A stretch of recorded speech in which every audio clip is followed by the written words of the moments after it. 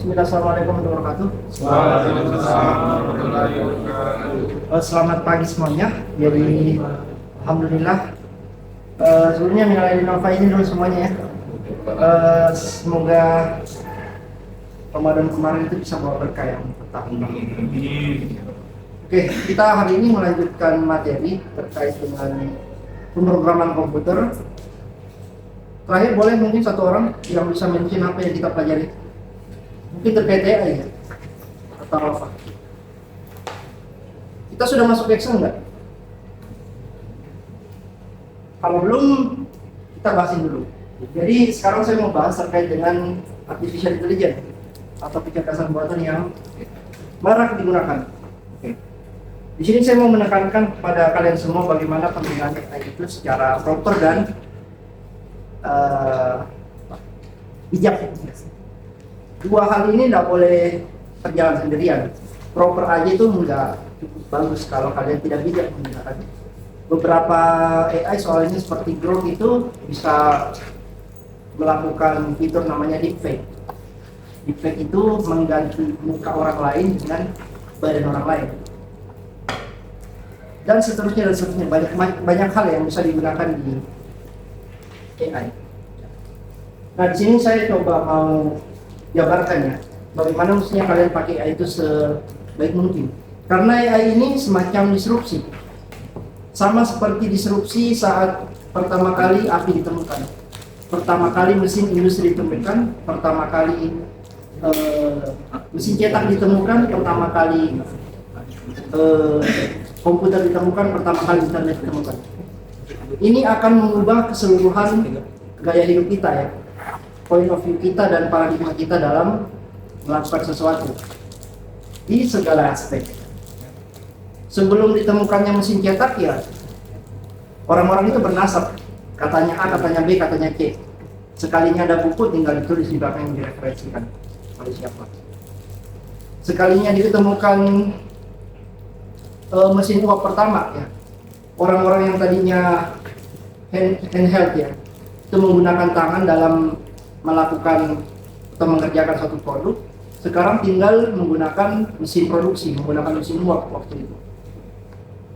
Sebelumnya orang mengetik menggunakan mesin ketik, sekalinya ditemukan komputer, semuanya beralih menggunakan digital ya, bisa berkirim surel atau membuat buku di situ. Dan seterusnya ada banyak hal yang berubah, termasuk zamannya AI.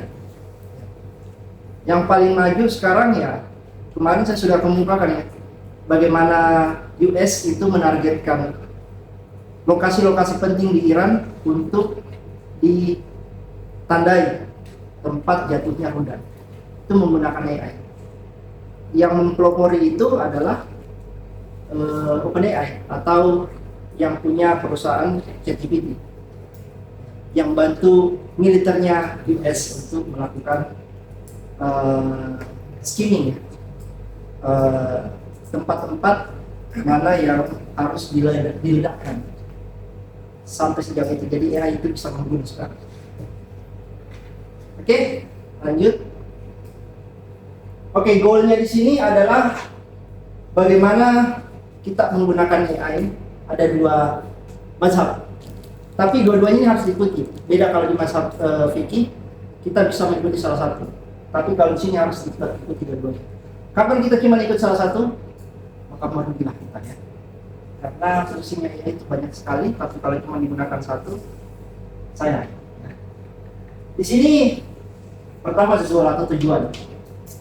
Kalian pahami bahasa Inggris, jadi pahamkan ya. Di sini ada yang settingan HP-nya masih bahasa Indonesia kan? Oke, berarti tidak ada yang pakai bahasa Inggris memang settingan HP-nya. Berarti kalau kalian mengunduh, di situ tulisannya mengunduh dulu. Kalau mau update tulisannya memperbarui. Nggak nyampe berarti kan? Oke, di sini diganti ya. Untuk kalian bisa belajar bahasa Inggris. Oke, di sini analoginya adalah di sini orang yang menggunakan wheelchair, tahu wheelchair? Kursi roda. Di sini orang yang nge-gym. Tahu gym ya? di sini itu orang yang ingin bantuan sebenarnya, yang dulu di kursi roda. Jim juga orang di Jim juga butuh bantuan, tapi konteksnya beda. Di sini kita itu sakit, di sini itu kita sehat. Dua-duanya butuh bantuan. Jim itu butuh bantuan. Apa namanya? Personal trainer ya. Ada yang nge-gym di sini? Ada ya? Sudah settingannya bahasa Indonesia, nggak olahraga lagi kan? Ampun. Sesat. Olahraganya di mana? Di jari aja. Nah. Oke, pertama itu untuk convenience atau kenyamanan. Kedua untuk transformation. Itu untuk mentransformasikan kita dari titik tertentu ke titik tertentu. Untuk meningkatkan diri menjadi lebih baik, kita maksudnya transformation. Di orang mazhab yang di sini itu justru untuk remove friction, untuk menghilangkan hambatan. Di sini justru menambah hambatan. PT itu ngasih tahu kita untuk selalu menambah beban. Personal trainer. Ya nggak mungkin kalau kalian nge-gym bebannya cuma 2 kilo tok terus-terusan. Harus ditambah dong biar istilahnya progressive overload. Biar beban kalian bertambah, otot kalian makin jadi. Di sini nggak ada kita. Oke, lanjut. Oke, bystander itu di sini human role-nya, ya di sini kayak semacam pembantu lah ya. Di sini sebagai kalian itu sebagai atlet. Terakhir cognitive anthropy, di sini cognitive growth. Intinya di sini itu kalian jadikan ini sebagai di sini kalian jadikan dia sebagai mentor. Jadi AI itu kalian gunakan di dua skema.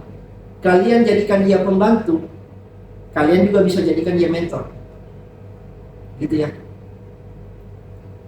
Apapun AI-nya, mau itu Cloud, mau itu ChatGPT, mau itu Gemini, mau itu Copilot, mau itu DeepSeek, apapun.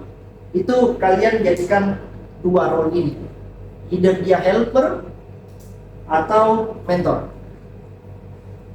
Ada yang bisa kasih tahu bedanya helper dengan mentor? Apa?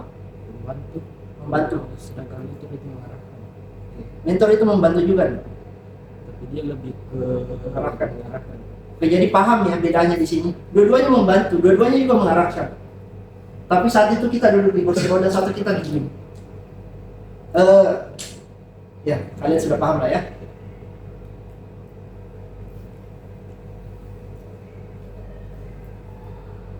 Oke, ini by strap istilahnya.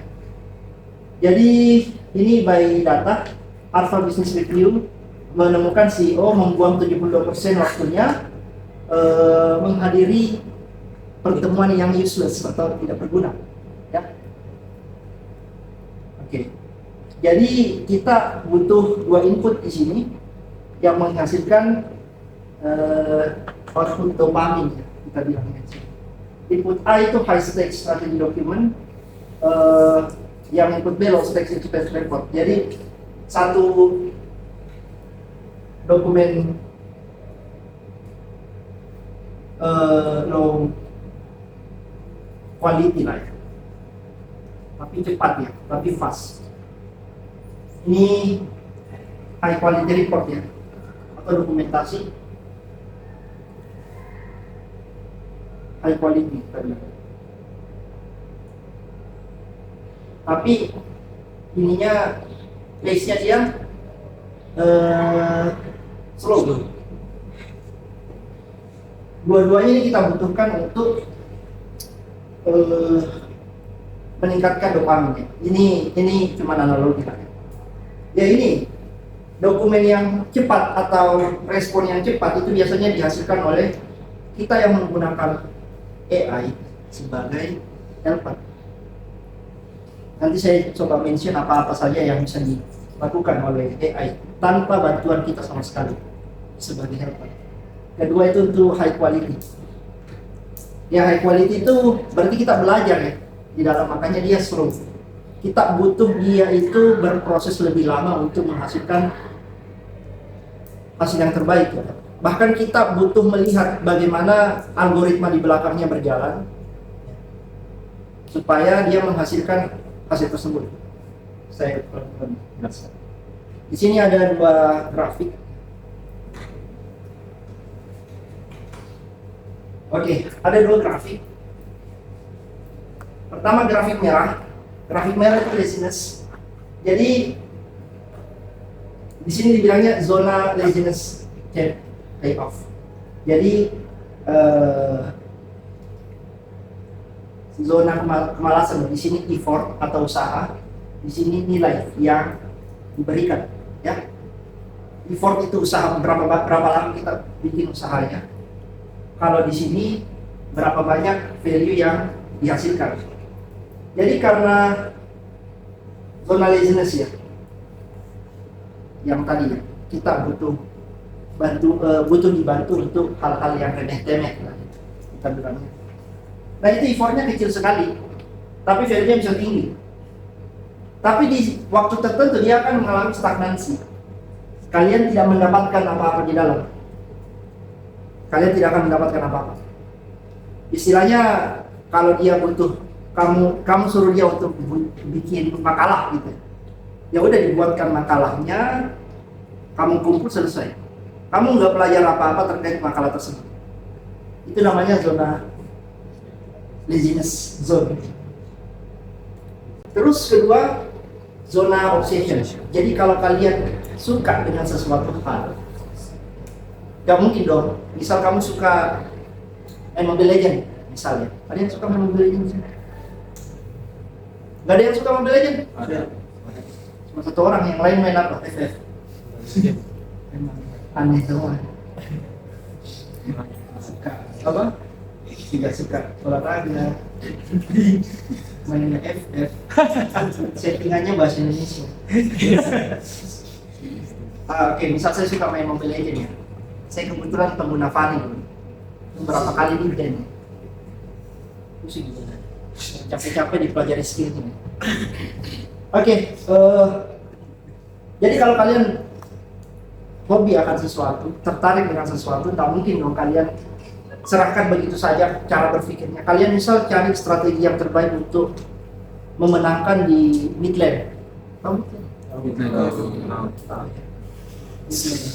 yang di tengah. Nah, biasanya assassin yang di situ mainnya. Tapi assassin mainnya di semua lane ya. Gak tahu lah ya. Saya sukanya assassin soalnya. Ya, kalian akan pelajari gimana sih si ChatGPT, si AI itu merespon. Kenapa dia harus strateginya nge-buff dulu, baru nyerang tower, dan seterusnya. Itu kalian akan coba cari tahu sedetail mungkin. Kalau kalian suka ya, kalau kalian nggak suka ya jangan. Ya kalian jatuhnya di sini aja. Jadi saran saya, karena ada AI, kalian itu makin bisa fokus ke sesuatu hal yang kalian betul-betul sayangi, sukai, cintai. Kalian suka sesuatu, ya misal tadi main Mobile Legends, kalau kalian memang mau betul-betul jadi pro player, tapi kalian harus kuliah ya, kuliahnya di sini aja. Main Mobile Legends tapi harus yang mentok kanan. Kalian pakai AI itu untuk pelajari main Mobile Legends, misal. Tidak tahu kalau ada yang betul-betul menjadi pro player. Ya kalian akan berprogres sedikit demi sedikit. Tapi sedikit demi sedikit itu akan bisa berkembang karena dia compounding istilahnya. Numpuk terus. Skill A, skill B, skill C. Skill A, B, C ini akan bisa dikombinasikan. Skill B, C kah atau skill A, C, skill A, B. Karena itu akan bergulung terus sampai gede.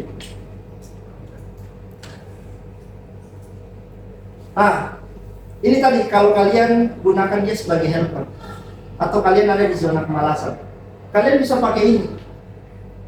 Jadi ini adalah saya singkatnya drag ya. Seluruhnya itu bisa digantikan oleh AI sebenarnya. Pertama terkait drafting atau writing. Kalian mau menulis apapun, itu seluruhnya bisa digantikan oleh AI, apapun.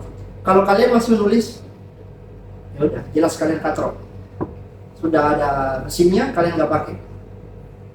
Apapun, kalian bikin makalah, kalian bikin, ya saya bilangnya skripsi, skripsi bisa. Sudah full AI. Jadi kalau kalian tidak tamat-tamat sampai di semester 12, yaitu salahnya kalian pure. Semua alatnya sudah ada di depan mata, tinggal kalian gunakan. Ya. Drafting. Kedua terkait riset. Riset ini ya, risetnya macam-macam, bukan cuma di akademisi, tapi di praktisi juga. Kalian mau riset marketing research, ya, riset kompetitor. Kalau terkait dengan penjualan, kalian mau riset terkait dengan apa, perbandingan perbandingan produk antar satu dengan yang lain. Tapi bedanya di sini research, jadi dia butuh source dari luar. Kalau drafting tadi atau yang lain pun itu source-nya bisa dari dalam, tapi research-nya harus dari luar. Yang mana ada namanya fitur deep research.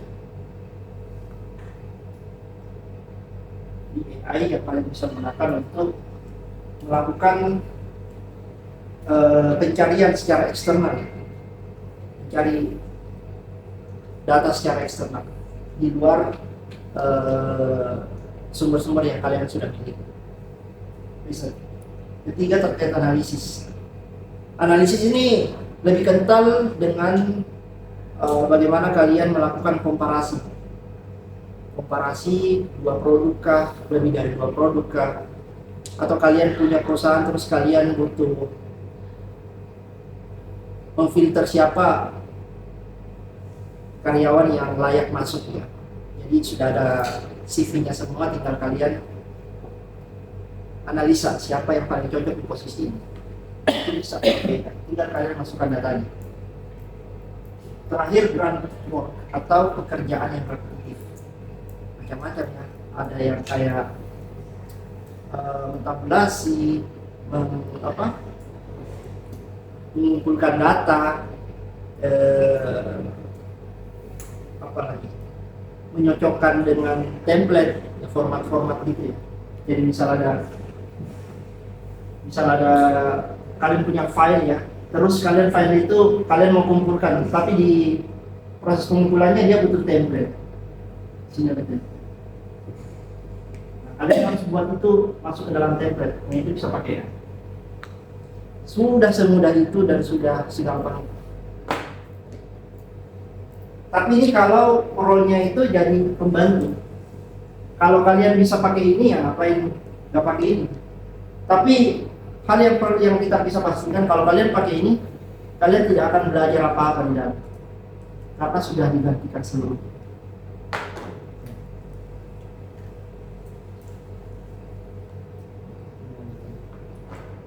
Oke, jadi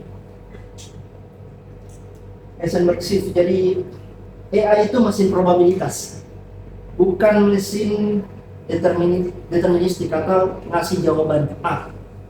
Jadi misal kita butuh besok itu kita bisa ngapain sih dengan source kita yang ada.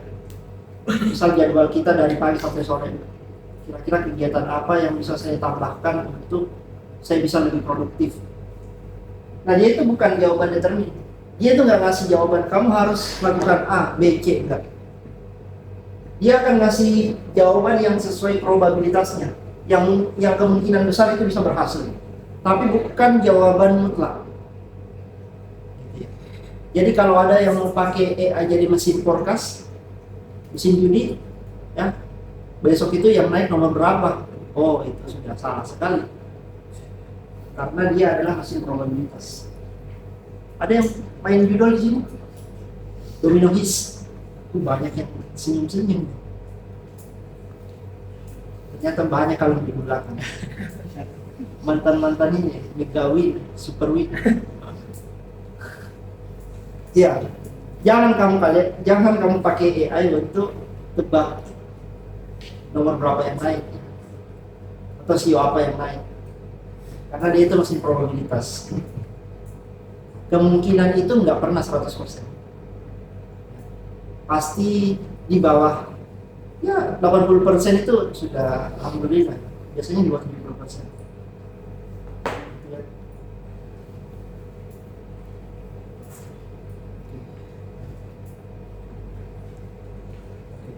Kedua tadi yang terkait dengan kalau kita menyukai sesuatu,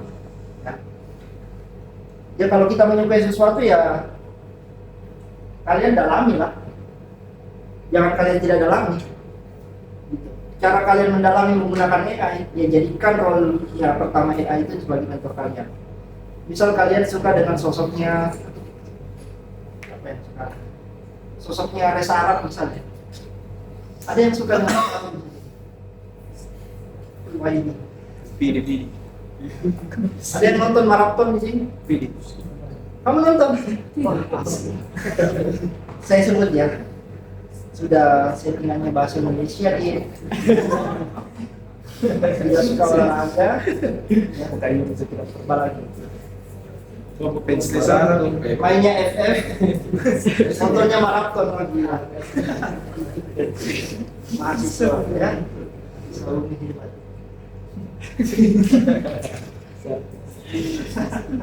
Oke, lanjut ya.